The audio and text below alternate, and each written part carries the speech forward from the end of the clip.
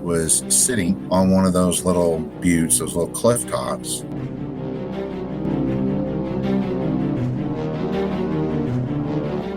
And it turned around, and I swear it gave me a dirty look. And it just kind of looked at me. And I remember thinking in my mind, I was like, man, that is a really big dog.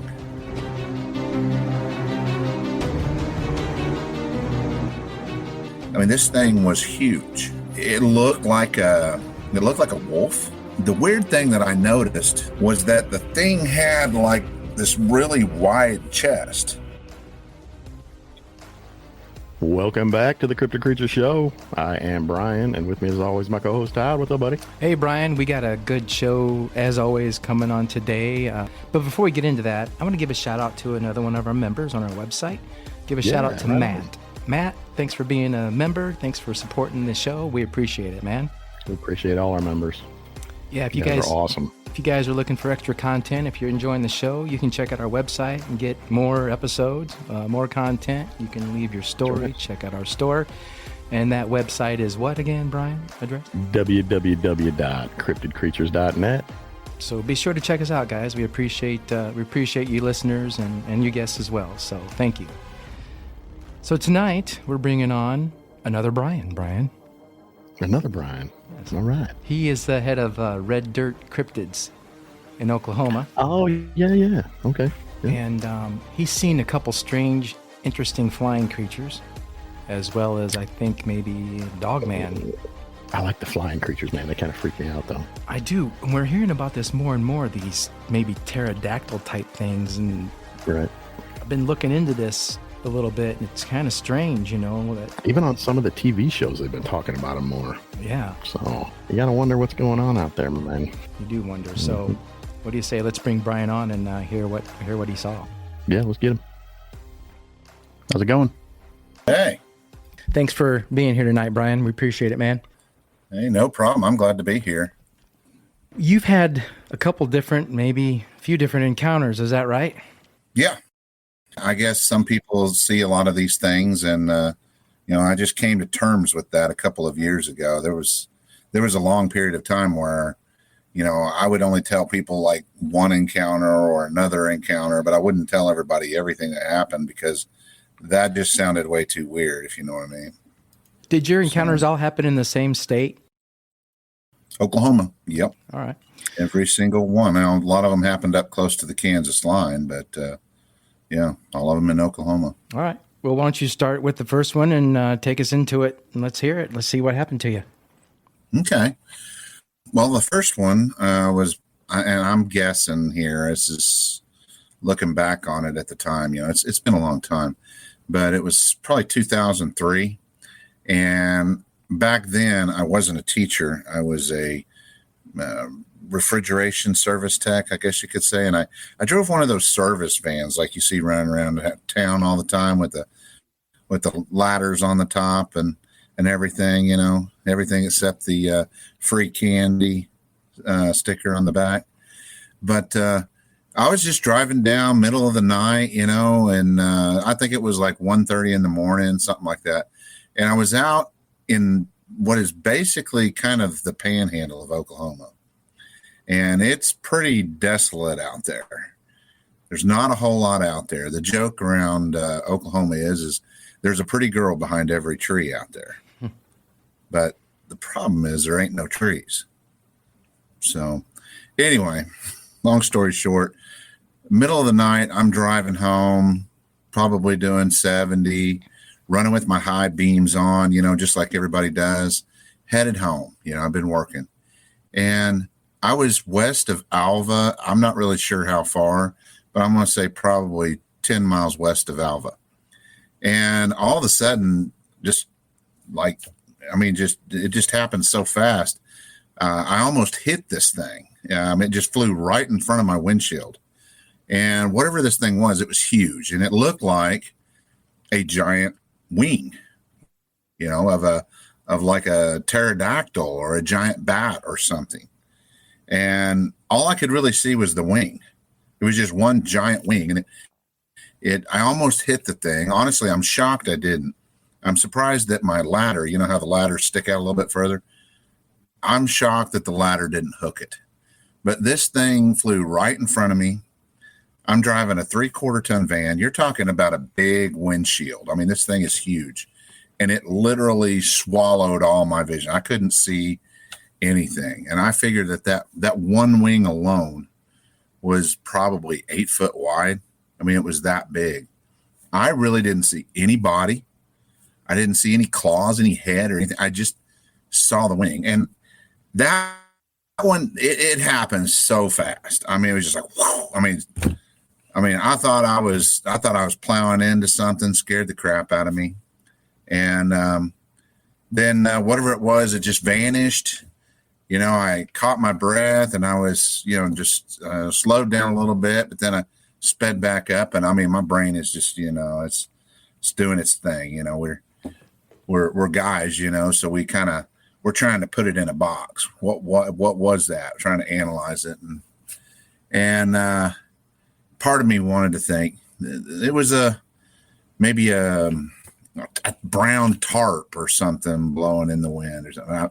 But I was like, no, that was skin, and it looked exactly like a giant bat wing of sorts, except it was kind of a light brown color. That could have been from the headlights or something. I don't know. It's kind of hard to tell. But anyway, I didn't know what to think of it. And so I went home and kind of put that on a shelf in my brain. And fast forward about 3 years, I'm driving the same stretch of road, same time of night. I was actually coming back from the same exact customer, and I saw another one. But this one, I got to see a little bit better. It was a little further out. It was probably, 60 feet in front of my vehicle.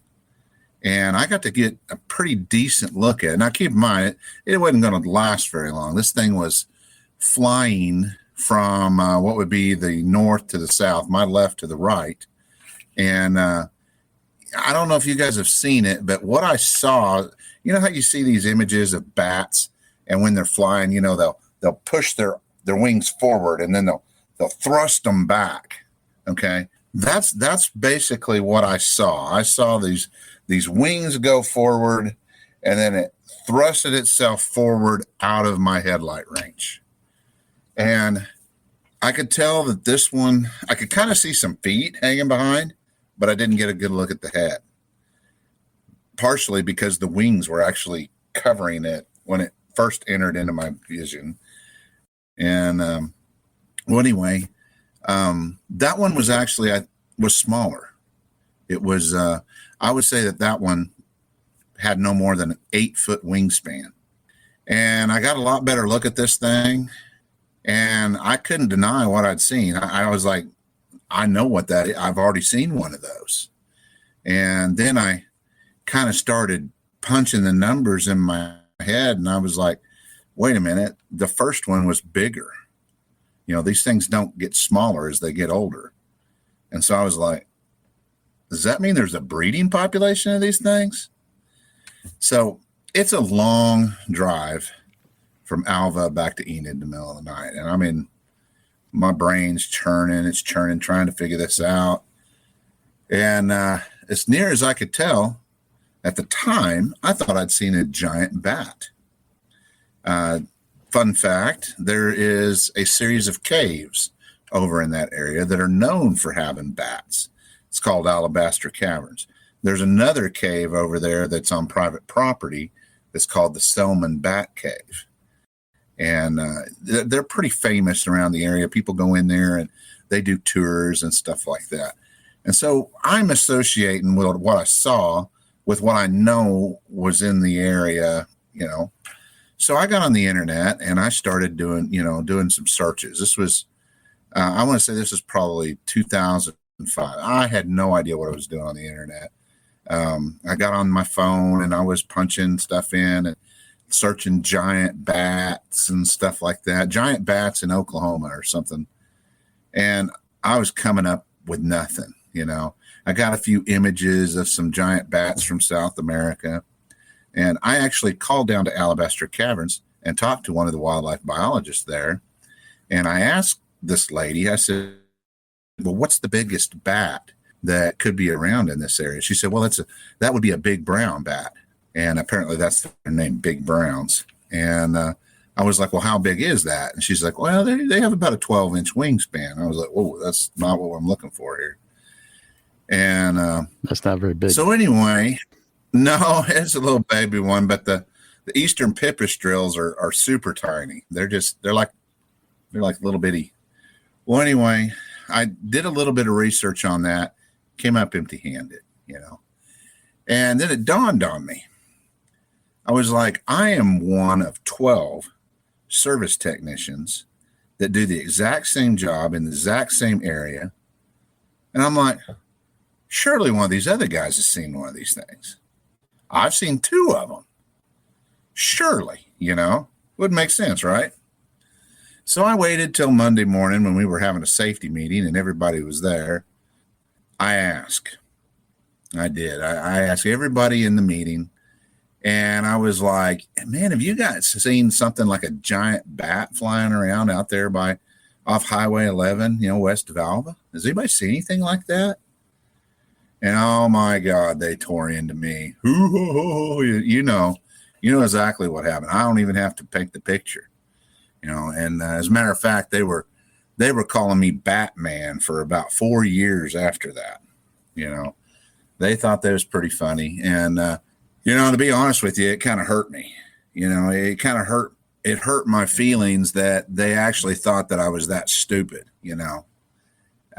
Or that what I saw was a joking matter, or that I was so feeble-minded that, you know, I might misinterpret something, you know.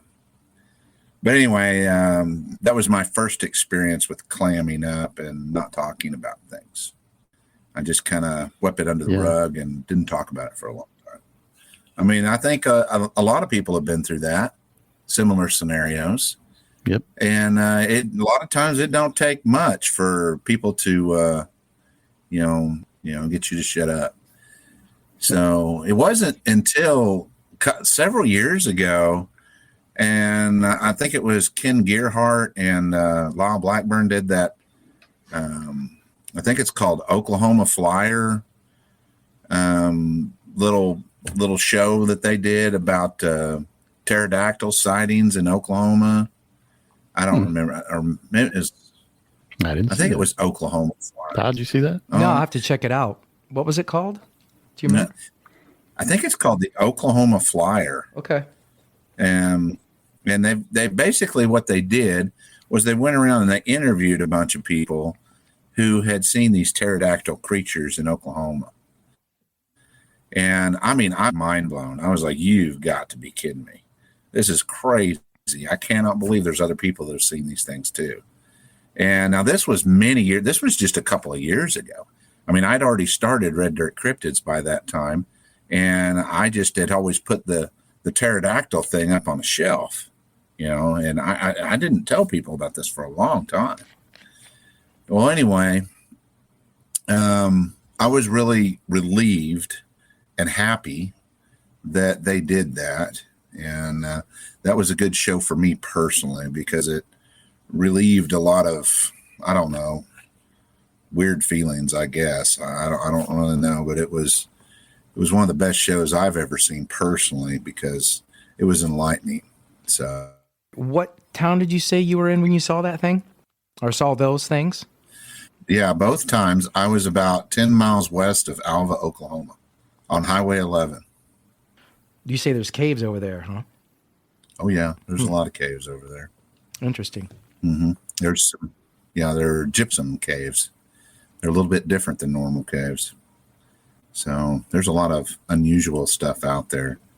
There's sand dunes and little deserts and stuff like that out there. Pretty weird. Something like that live in a cave? I mean, I know bats do, but those are awfully big. I don't know. I mean, this one, the big one that I saw, I think probably had a 16-foot wingspan, maybe even a little bit more. The thing was massive. And it didn't really make any noises. I didn't hear any noises emanate from them, but that I saw were at nighttime. And at first I had this theory that they were, primarily nocturnal. And then one of the reports in that Oklahoma Flyer show was in the daytime. But, for a long time, I just thought that they were, they were nocturnal, and that's why nobody was seeing them, because they were in the air at night. Maybe they fed on deer or something like that. Maybe they fed on fish like a lot of bird type creatures do. It's hard to say. It's they're kind of different type of creatures, so it's really kind of hard to pattern them and figure out what they're doing. Years later, I had reports come trickling in. People that had seen them here, people had seen them there. I even got one report of an oil field worker that was supposedly out by Visay or something, and he was working at night, late at night, and he was gauging a tank battery. So he was up on top of the tank battery, and he got attacked by one of these creatures, and I guess it clawed him up or something, but he got away. He basically kind of jumped off of the tank battery, got in his pickup truck, which was down on the ground running, and he was okay. But apparently he had some injuries that came out of it. I've heard second and third hand stories about this guy now for like 4 years, and I want to talk to that guy. I'm still looking for him. Yeah, we want to. We want you to. We want you to talk to him too. We want to hear about that too. We want to talk to him. Yeah, so, he's a million. Are you close to one of these reservations? One of the Indian nations out there? There's a lot of them. Well, I live in an area where there's not any Indian reservations, but pretty much 3/4 of Oklahoma has Indian reservations. The closest one that I live to would be the Tonkawa people, the Ponca people. They're about an hour away.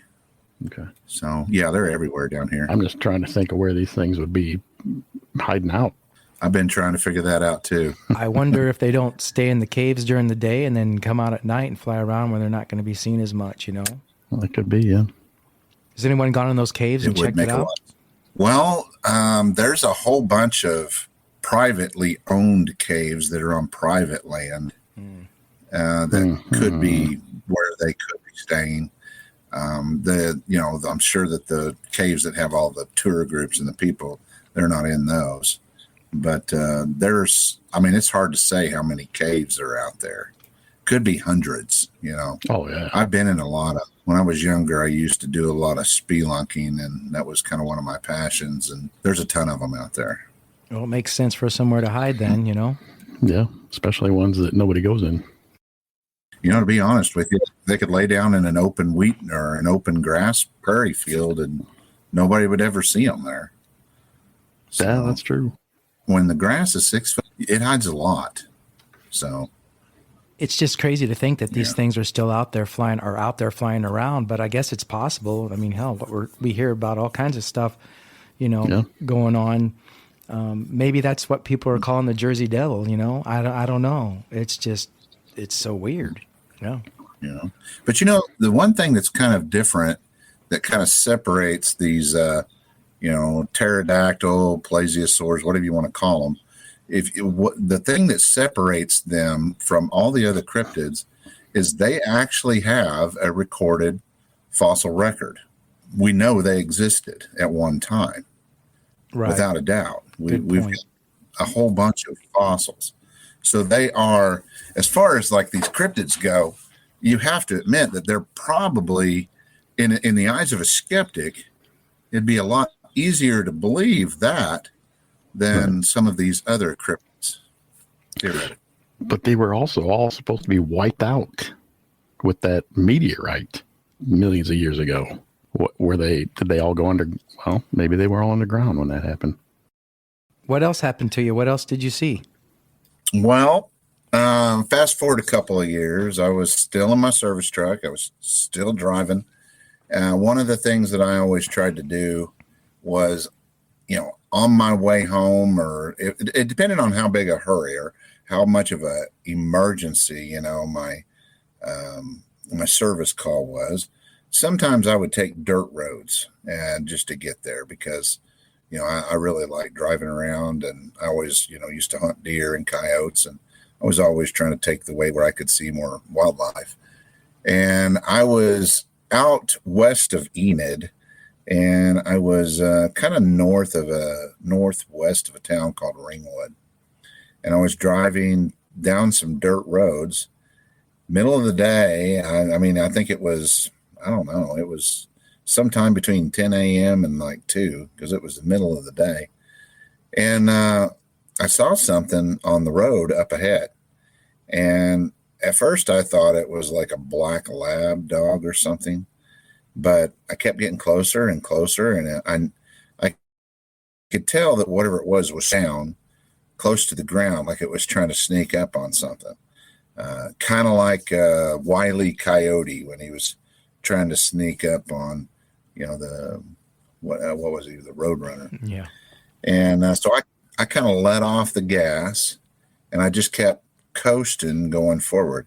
And as I got closer and closer and closer, it started getting weirder and weirder and weirder. The first thing I noticed is that this thing had a massive tail, like really thick. And have you guys ever seen a mountain lion?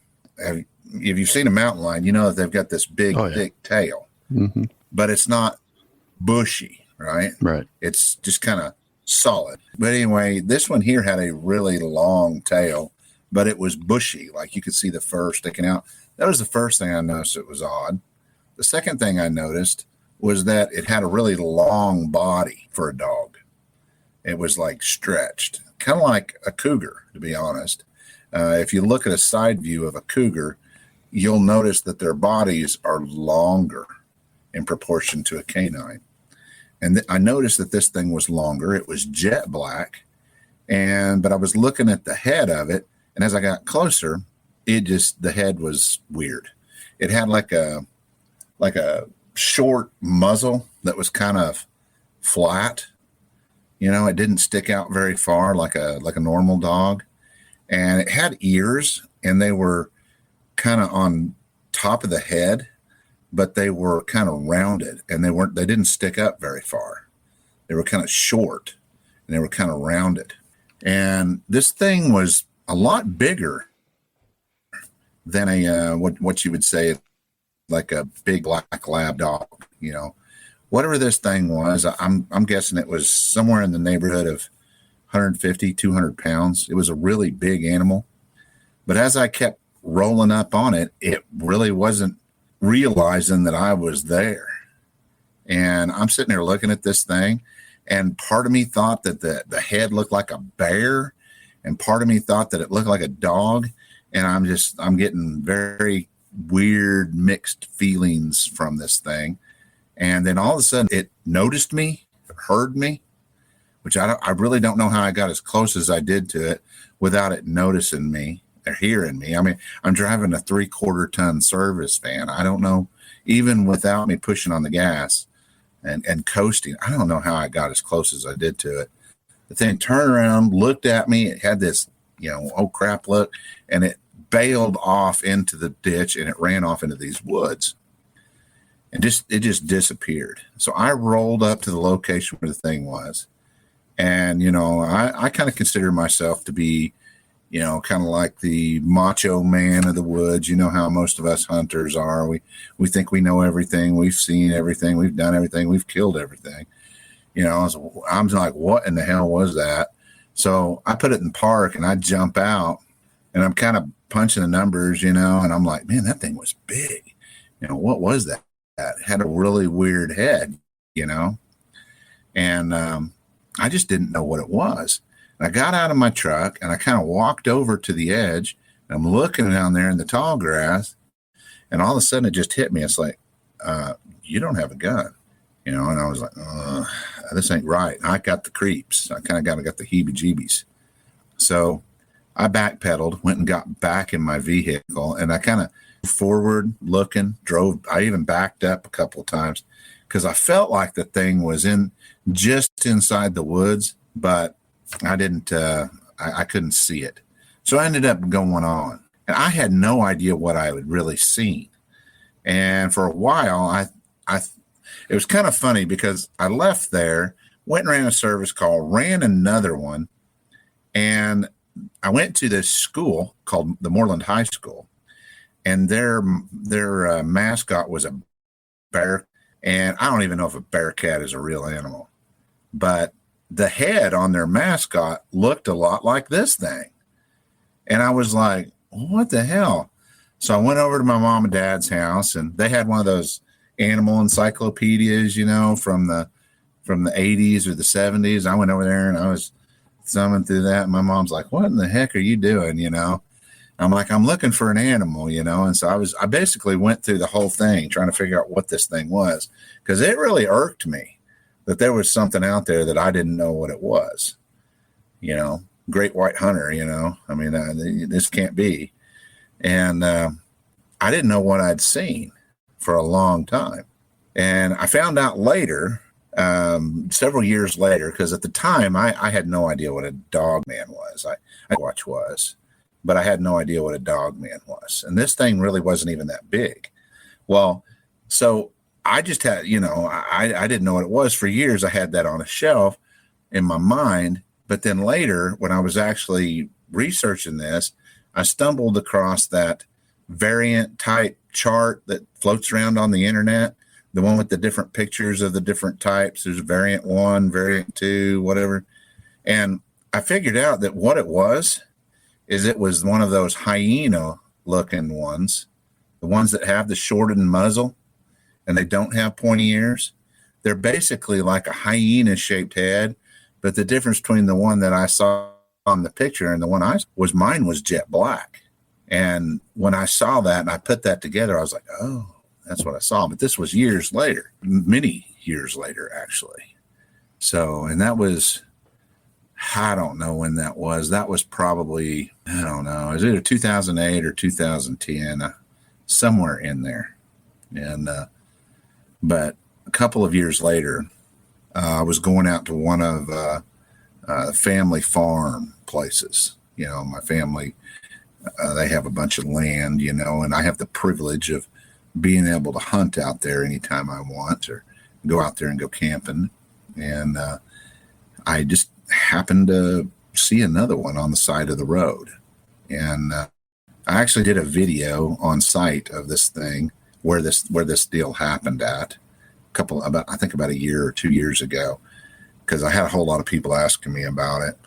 But basically what happened was dirt road going to this place. And I won't name the place because it's actually kind of I don't know, it's a well-known spot. Let's just put it that way. Used to be a party hangout for kids back in the day, but I think we finally got them broke of that. Well, anyway, to get to this place, you take this dirt road, and you got to go through this little valley, where you go down and the road kind of comes back up, and there's a makeshift stream that flows through there. Mainly when it's been raining, the stream flows a lot better. But there's all this grass down in the bottom of the valley, and then there's these little cliff sides on each side. And I was driving, and as I started to go down in this one, I looked off to my left, and that's when I saw it. It was sitting on one of those little buttes, those little cliff tops, and it was sitting there with its butt on the ground, and its front was up, and it was basically surveying the valley down below. This is a pretty common thing that you'll see, like coyotes and stuff do. Sometimes coyotes will crawl up on a round hay bale or something, or they'll get up on a high spot. Sometimes bobcats will do it too. And what they're doing is they're looking for prey animals moving around in the grass. They pick a high spot and they just sit there and they watch. Well, I think that's what this thing was doing. And it was sitting there, and it was just looked like it was having a wonderful day. And then it realized that I was there, and it turned around, and I swear it gave me a dirty look. just, and if I could sum the look up, it was the look would have said, "What the hell are you doing here?" And it just kind of looked at me, and I turned my head back to look at the road. And I remember thinking in my mind, I was like, man, that is a really big dog.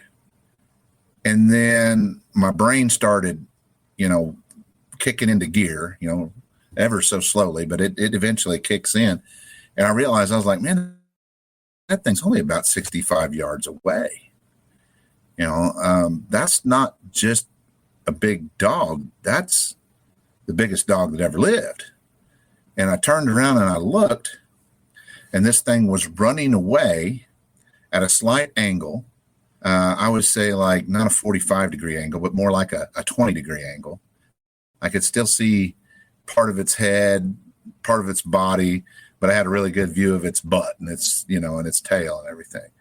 And it was hauling ass to the north to a patch of trees where it could take cover. You're listening to the Cryptid Creature Show with Todd and Brian. We're glad you're here, and we hope you're enjoying the show. Don't forget to visit our website at www.cryptidcreatures.net. By becoming a member, you'll get access to exclusive videos, members-only episodes, early, unedited, ad-free releases, and even a shout-out on an episode. Join us at www.cryptidcreatures.net, and thank you for supporting the show. And that, and I mean, my mind's going, this thing was huge. It was, sitting down on its haunches, it was as big as like a 3/4 grown cow. It was that big. And it looked like a wolf, German Shepherd hybrid, except it was bushier. It had a lot more hair sticking out in places, looked kind of bushy, not unkept, but just bushy, jet black.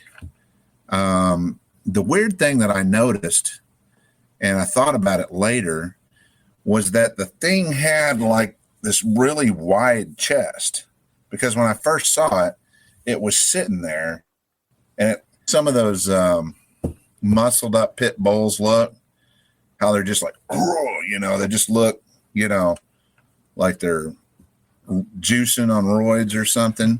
That's what this thing looked like. Yeah. It looked like it was juiced out, And another thing that I noticed that I thought was really weird, and I didn't really put it together till later, was his legs were not normal for the distance of its chest. Because, like, if you look at a normal dog, like a normal wolf, from a straight on point of view, you'll notice that their legs almost touch in the front. They're like, there's like this much gap between one leg and the other. They practically rub when they walk. Not this thing. It was wide. Like the two legs were at least 12, 16, maybe 18 inches apart. They were wide. It had a wide torso in the front. I noticed how wide the chest was at the time, and I thought it was odd, but I didn't know what I was looking at. I had never heard of anything. I never saw it stand up on its hind legs. If it would have, that would have probably really messed with my head. I would have thought I was looking at a werewolf at that point, but it never did that. It ran away. Skinwalker. Yeah, at that time, I really wasn't up to speed with the skinwalker theory either, Well, Oklahoma's right smack in the middle of the nation, so skinwalkers are. And not a lot of tribes will admit it, but they've all got stories of medicine men. Yeah, they don't like to talk about them. Well, they think it makes the tribe look bad. Maybe they're right, So that I got a really good look at this thing. It had a longer muzzle. It was kind of wider from like top to bottom. I don't really remember how wide it was this way, but this way it was kind of wide like that. And longer, it was wider than a German Shepherd, but it had a long nose. Its ears were really pointy. I actually saw like little tufts of hair kind of sticking out of the inside of his ears, kind of like my Pomeranians. They get whenever they get all bushy and stuff. That it Another weird thing that I saw, and I never got to see its front paws because the grass was kind of tall. We've got a lot of really tall prairie grass out there. So, but the one thing that I did notice, and I've never heard anybody, talk about this, is when the thing was running away, it was kind of kicking its hind legs out, kind of funny. It didn't look it didn't look natural and now that I've been around a little bit longer, if anybody's ever gone, quail hunting and had like a German short-haired pointer, I've seen German short-haired pointers kind of run this way. They'll kind of lower their ass when they're running, and they'll kind of kick their legs out when they're running, when they're really laying on the gas, in the afterburners, and they'll run kind of funny. I've seen a couple of those German short hairs do that, and that's what this thing was doing. Its legs were kicking out unusually far, and it looked like it actually had its butt lowered down a little bit as it was running. But that could have just been some kind of optical illusion or something. I don't know. It was just the thing had a different type of body, that's for sure. But it was a magnificent looking creature, and I got to see it in the broad daylight. To be honest with you, I wasn't horrified like a lot of people were when they see it, because I didn't know what I was looking at. And I had the luxury of seeing it from a car or from a truck. And, your brain, here you go again, your brain's working this, trying to, and at the time, the internet was kind of new to me, and this was back in the time when, people were sending like these pictures via email to people, and they would be like weird pictures. And I'd seen people, like they take these pictures of these little Oriental gals that were real tiny, and they put them in a picture photo with this giant dog that was just massive, little bitty girl, big dog, and I was just like, that had to have been what it was, is a mutant dog is what I thought, and the more and more I thought about it, the more I was like, that just doesn't make any sense. Why would a local farmer have a dog like this that obviously has some wolf blood in it? That's really dangerous around livestock and cattle. You just can't have that. I just couldn't understand why a farmer would have a dog like that. It was that big, and obviously, had some wolf in it, because I don't know what you guys know about wolves, but you cannot domesticate them. They're never completely domesticated. They're always sketchy. They're always dangerous. They're always trying to creep up on you when you turn your back. You don't run from them. They will chase you down. They're weird, sketchy animals. And to be honest with you, they're dangerous. Regardless of what the hippies will tell you, they're dangerous. And, but anyway, this thing was, that was all I knew, was that it was some kind of giant mutant dog. And it wasn't until many years later that I was listening to some podcast, and they were talking about this Dogman creature, and I was just, and at first I had this picture in my mind of this dude's head with a dog's body or something, like a centaur or something. I was like, well, this is just ignorant, and then I actually Googled it, and that popped up, and that's when I realized that, that is what I saw.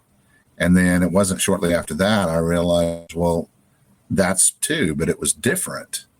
And I wasn't sure about the hyena one for a while, but the one that was big and it looked like a wolf, I was positive that I knew right away that that's what I was looking at the time.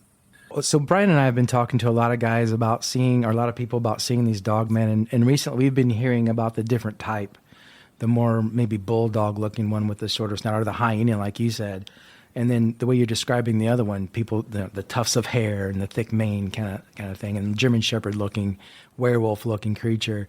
Do you think these things were the same type of animal just a different variation, or do you think they're a completely different beast altogether?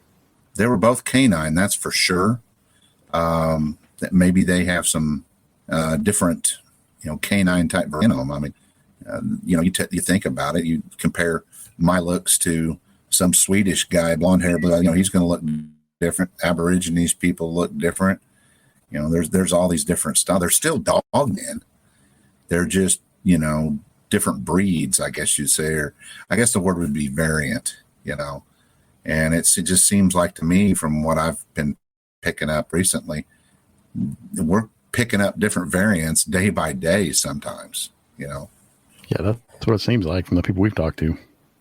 Too many to count. Seems like some people are saying that there's as many as 21 different Sasquatch varieties now. I'm like, man, this is giving me a headache. Speaking of Sasquatch, did you not see one of those too? Oh, well, I haven't ever gotten a good look at one. I had a close encounter with one, what I believe was a couple of juveniles a couple of years ago down in southeastern Oklahoma, where they came in and camp at night. Never got a look at them, but I sure did hear them, and they were being quite obnoxious. Scared me to death, too. But here recently, we were out at Hayburn Lake in the wildlife management area, and I did get to see a peaker. And that was during the day. We were actually walking around out in the woods it was raining. We were walking, and we heard a noise off to our left, and it was just me and my buddy Coleman, and we were walking, and when we heard this noise off to our left, Coleman kind of walked off trail, and he kind of squatted down and was looking, and he was just kind of over there. He was probably over there maybe 10 feet or so, and I don't know why, but something told me just to kind of back up, and I backed up a couple of steps, and I turned around and I looked back the way we came, and that's when I saw it. I saw it sticking its head. It was leaning way out from behind a tree.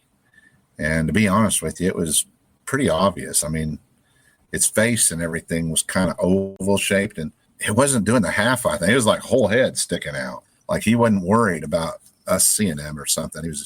And I'm sitting there looking, and there was some tree limbs there, that were kind of half blocking it. I kind of did one of those things where you're trying to look around. And when I did that, he goes, whoop, back behind there. And I was like, oh my gosh, it's like I saw it move. And I ain't gonna lie, it freaked me out. And I kind of sat there for several seconds, just shocked. And that's when, and the funny thing is I had my cell phone in my hand the whole time. Never even thought about firing that thing up. Never even crossed my mind. But I did think, I want Coleman to see this thing.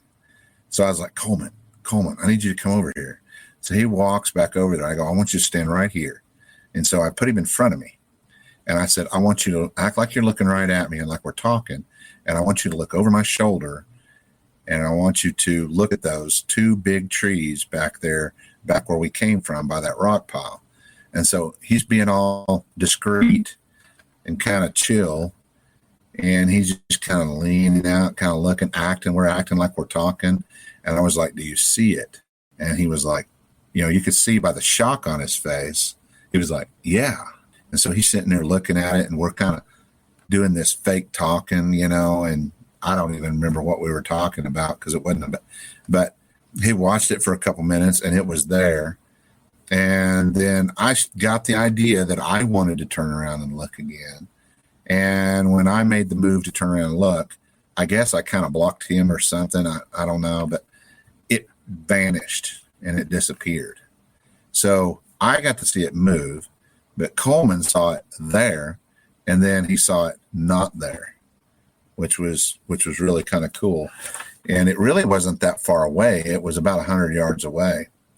And the next day, we went back out there to the same location, and I had my buddy Jeff Hatfield walk over there where this thing was, and we were going to have him kind of pretend and get an idea of how tall the thing was. I couldn't even see Jeff. This thing was, apparently it's the deal's kind of sloped down, and we could barely see him over there when he was holding his hands up. So whatever this thing was, it was like 8 feet tall at least. whatever it was massive. And it's kind of hard to tell exactly how tall the thing was, but it was definitely a big one. And that was kind of a heart-stopping moment for me. I wish I'd have got a better look at it. I wish I would have had the clarity of mind to possibly even get my camera out and, see if I could get it on tape. But you know how everything, when you're trying to use your cell phone to record, you could be like 50 yards away, but in your phone, it looks like you're 200 yards away. It's a total irritation is what it is. Well, I don't know if I would have been thinking about my cell phone in my hand either, though, if I was you. I mean, if that would have been me standing there. No, I felt stupid later, but it never crossed my mind. It's creepy enough if you're out in the woods and you see just a person peeking at you behind a tree 100 yards away. You're like, what's that guy doing? Why is he following us? That's creepy enough, right? So to see something that's not human, I can't imagine what. I would have took off running. I'd have been gone probably. You guys were brave for standing around there. Yeah. At the time I didn't realize how big it was, but I knew what I was looking at. I couldn't really see facial features and stuff like that because it was a distance away. It was 100 yards away, but it was really leaning out. To be honest with you, if it would have been looking at me with one eye, I don't know that I would have picked up on it, to be honest. It was just really leaning its head out there. And it did kind of looked like it had a conical head to it. So I thought that was kind of interesting. Sometimes they report them with those. Sometimes they don't. So it just kind of goes to show you to go out in the rain and you never know what you're going to get. That's true. We also found some 17-inch. Well, let me rephrase that. Coleman found some 17-inch footprints. And we got some video of those. It was raining on us, so there wasn't any sense in breaking out the plaster of Paris. Mm-hmm. That was a heartbreak. But, squatching is full of heartbreaks. They come on an hourly basis most of the time. So trying to get evidence is a difficult endeavor for sure. So yeah, squatching is it seems like a losing battle, you're trying and you just can't get there, but people know they're out there. They're seeing them. You saw them. You saw more than that. Yeah. Call it lucky or unlucky. I don't know. Well, and it is tough. It's tough getting out there. You've got to spend a lot of hours in the bush to get evidence. But one thing I can say about us, especially when you're comparing it to like the paranormal genres and stuff, we are getting evidence. We are. I mean, we're getting solid stuff. It's, we don't, we sometimes we find hair, we get audio recordings, we get footprints. Now, not all footprints. Sometimes handprints. Footprints. Every once in a while. Mm-hmm. Not all of them are castable. As a matter of fact, people don't realize it, but, I'll find 20, 30 footprints before I find one that's castable. I don't know. I'd be kind of curious what some of these other field researchers, what they would say the numbers are. But, like we went out to Kenton Lake and we found this big dried up muddy area that just had footprints in it, way out in the wildlife management area. And this is not a place that anybody would go barefooted. As a matter of fact, I was out there 2 years ago walking around a pair of Crocs, and one of the reeds actually went up through the bottom of my Croc and stabbed me in the bottom of my foot. And I was gimp hobbling around for the rest of the day. And this is not a place where people would go barefoot. Let alone have little kids out there running around barefooted.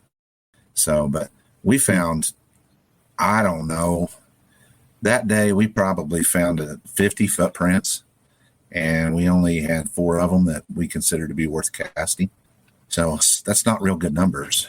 If you got a cast out of anything, I mean, I consider that lucky, Yeah. Yeah. Well, finding and having one that's worth casting is good, but maybe 1 out of 50 of those casts have things like dermal ridges and really distinct, markings. Yeah, you definitely, for sure, got to have the right kind of terrain to get those kind of casts. It's got to be that good clay mud. That's what you're looking for. I don't have a whole lot of that, but I am able to document. I'll be able, we've already begun to pattern certain individuals within these family groups, like out at Canton Wildlife Management Area. We have identified 6 different Sasquatch out there at Canton Lake, probably more. I seriously doubt that that's it. So, and we've even got one baby that has these little tiny feet that are, his feet were about, you can't see that, little bitty tiny feet. I found these I've got a couple pictures of it on my Facebook page floating around, little bitty tiny, like 5.5, 6 foot or 6-inch footprints, barefoot. They're so tiny. And but the funny thing is they actually, when you measured the width compared to the length, they actually matched up to about the 50% ratio of the length. It was shocking. So the first thing I did is I go home and my grandkids were at my house. I go get my tape measure and I'm taking their shoes off and I'm measuring their feet with a tape measure. And my daughter's like, "What in the hell are you doing, church?" Don't ask too many questions. So, but my 2-year-old, she's about 2.5-year-old. My 2.5-year-old granddaughter had bigger feet than this creature. So I thought that was pretty fascinating. Yeah, just a baby out there running around, huh? Yeah, running around barefoot. Baby Squatch. Yeah, like toddler Squatch. So Yeah. we gave them names. We named them after the Jetsons. Each one has a Jetson name, and that's Elroy. So, Yeah. So tell us about your Facebook page. Oh, okay. Well, I've always been kind of looking for Bigfoot. Ever since I was younger, and I realized that there was something out there, and it's always been a big fascination for me. But somewhere around I don't know, like 2017, might have been 2018. I just realized that there wasn't really an internet presence West Oklahoma. And originally, I just wanted a place that if somebody saw something in Northwest Oklahoma, they could report it, and we could stay on top of it. You know what I mean? But I quickly found out that people are not going to let you do that. Things happen fast in the Old West, and I started talking to people all over the state. I had people from southern Kansas reaching out to me, and I was like, man, and I found myself making a lot of trips, to go take reports and do stuff, and I ended up buying a Subaru because I couldn't afford the gas, and it's really kind of turned into something. Now, today, the Facebook page is kind of I don't know what you say. It's kind of like a data dump, for our area.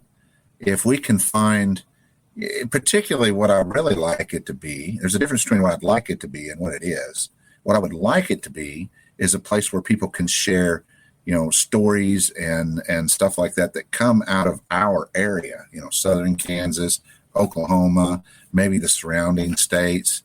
That's what I would like it to be. But, there's a lot of people on there that are wanting to see the material that we're posting there. And that's what I do with the Facebook page is I steal what I consider to be good YouTube videos and stuff like that, stuff that's worth considering, even if, a well done, fake Bigfoot video or something. I throw these things up there for discussion and for people to learn from. If a video talks about some kind of Bigfoot or Dogman behavior that's weird or unusual or what I consider to be notable, I'll throw that in there so that people can kind of learn on there. I try my best to filter out, all the crap, all the, what do they call it, the chaff, and not put that in there. If I can't see any value in a YouTube video or something like that, I won't throw it. It won't be on there. I watch a lot of videos that never get reposted. So that's what it's for. And it's a community, for people in our area and outside. I mean, we don't discriminate. We take everybody, but our primary focus is our area. I'm sure your primary focus is is your area. You know, you've got a vested interest in that. Are you now? You guys are from We Ohio pretty much- or Northern Indiana. Northern Indiana? Okay, yeah, you're all Yankees. I can't tell the difference. Yeah, our area would be anywhere that there's Bigfoot because we really didn't think there was a lot around here. But we've had some encounters in Indiana, just as many as anywhere else. More than we thought. Yeah, we're surprised. Yeah. Well, it's been an eye opener. Once you start educating yourself on this stuff, I mean, as much as I would like to just focus on Oklahoma and southern Kansas, they're not going to let me. You know, I talk to people all over. I talked to a guy a couple months ago from Colorado. You know, I've been communicating with a guy in the UK who he's sending me emails and telling me stories. And yeah, we talked to a couple from the UK. We talked to people from Australia. We talked, you know, it's crazy. It's a worldwide phenomenon. Mm-hmm. You know, it's the most amazing part about it is that somehow it's still being denied. Yeah. that's the most, it's not the 10-foot tall Sasquatch. It's that people are still denying their existence. You know what cracks me up is people will say, well, I got to see one. I got to see one. I got to see one. But, you know, when you're younger and they say, oh, okay, well, that's a giraffe, and they, you know, you don't see one, but you learn about something as a kid, or you're told about, well, this animal, a platypus exists. I've never seen a platypus. I've seen pictures, right? But I've seen pictures of Bigfoot too. But the thing about it is if science said, okay, Bigfoot is real, all these people that would say, I got to see one, would now say, oh, okay, I don't need to see one. He's real. I'd like to see one. But you see what I'm saying? It just doesn't make sense. We're just sitting around waiting for mainstream academia to tell us what to believe. Mm-hmm. Yeah. Instead of believing the people around us, you know, and the sad who have part actually seen it or been out there and doing it. Yeah. The sad part is these so-called experts, these people with all these high dollar degrees, they really don't know as much as what they want you to believe. Right. As a matter of fact, some of them are just flat out clueless. Exactly. You know, now I think a lot of them mean well, and they're good for what they're good for. You know, you take like Jeff Meldrum. He's done amazing things for Sasquatch as a whole, to, you know, amazing steps forward, you know, for legitimizing the species. But at the same time, he doesn't believe, he believes that a Sasquatch is the only cryptid that's real. Really? He doesn't believe in any of the animals. He doesn't believe in nothing else, huh? Interesting. No, he sent me an email and told me flat out that they're fake. And I mean, I was shocked. I was absolutely shocked.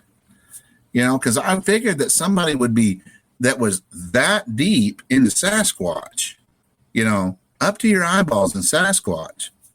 I thought surely, you know, he's gonna at least have a little bit of you know, information about Dogman or some of these others, you know. And for what it's worth, in his defense, he probably doesn't have time to consider all that evidence. He's a very busy man, and most scientists are.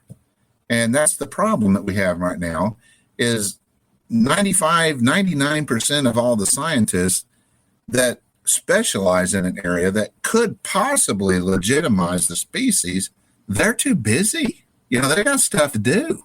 They're not going to, you know, derail their career to go chase after Bigfoot or Dogman. You know, they've got stuff to do. You're basically looking for somebody that's in that specialized field that has some type of experience. Now we're getting into astronomical numbers here.